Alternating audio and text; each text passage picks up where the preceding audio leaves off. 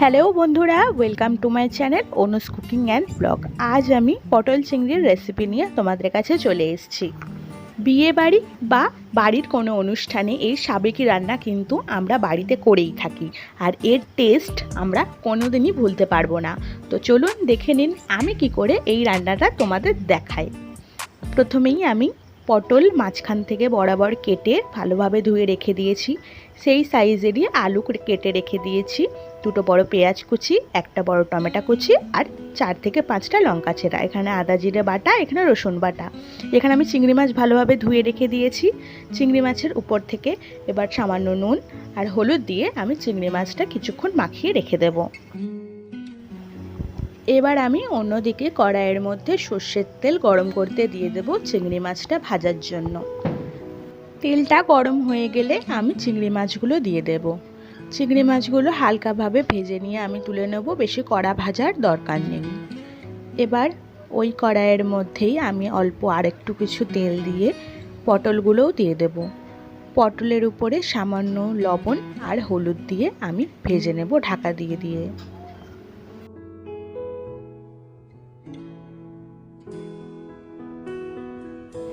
পটলটা লালচে করে ভাজা হয়ে গেলে আমি পটলগুলো এবার তুলে রাখবো। ওই কড়াইয়ের মধ্যে আরও কিছুটা তেল দিয়ে আলুগুলো দিয়ে দেব। আলুগুলোও একইভাবে লবণ আর সামান্য হলুদ দিয়ে আমি ভেজে নেব। আপনারা চাইলে ফোড়নের উপরেও আলুটা দিতে পারেন, কিন্তু সব সবজি আলু যদি ভেজে নেন তাহলে টেস্টটা দারুণ হবে।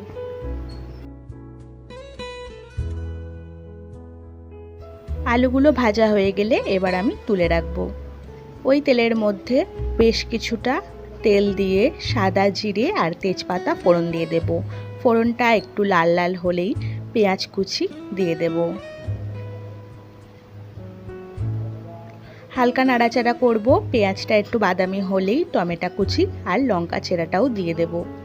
ভালোভাবে পেঁয়াজের সাথে মিশিয়ে নেব। টমেটোটা একটু নরম হওয়ার জন্য অপেক্ষা করব।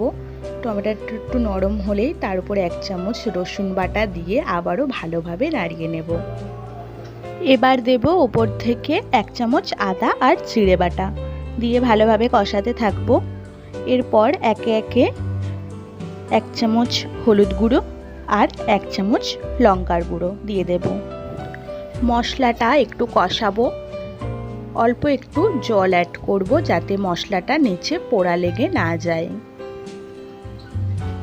আবারও ভালোভাবে কষাতে থাকব। মশলা থেকে যখন তেল ছেড়ে দেবে তখন আমি উপর থেকে ভাজা আলুগুলো দিয়ে দেব। ভাজা আলুগুলো দিয়ে আবারও ভালোভাবে মশলার সাথে মিশিয়ে নেব।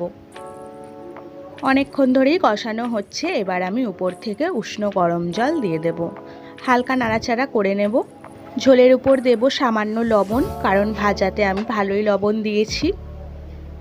এবার দেব উপর থেকে ভাজা পটলগুলো। আপনারা চাইলে ঝোল ফুটলেও ভাজা পটলগুলো দিতে পারেন বা কষানোর সময়ও পটলগুলো দিতে পারেন।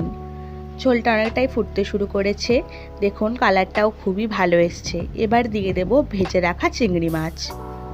ভেজে রাখা চিংড়ি মাছগুলো দিয়ে ভালো করে আলু পটলের সাথে মিশিয়ে নেব, ঝোলের মধ্যে ডুবিয়ে দেব।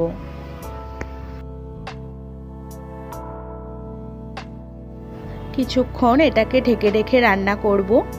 আলুটা সিদ্ধ হয়ে গেলেই আমাদের রেসিপি তৈরি।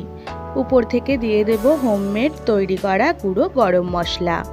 আপনারা যদি এই রেসিপিটা পেতে চান আমার ডেসক্রিপশন বক্সে চলে যান, পেয়ে যাবেন। আর আপনারা সকলেই জানেন যে প্রত্যেকটা ভিডিওর ডেসক্রিপশন বক্সে আমি অনেক রকমের রান্না দিই, সেইগুলো কিন্তু দেখতে ভুলবেন না।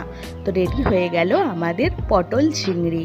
এই রকম ভিডিও যদি আপনারা আরও পেতে চান তাহলে কিন্তু আমার চ্যানেলটা প্রচুর পরিমাণে সাবস্ক্রাইব করে পাশে থাকা বেল বাটনটি বাজিয়ে দিতে হবে। আজ এইটুকুই।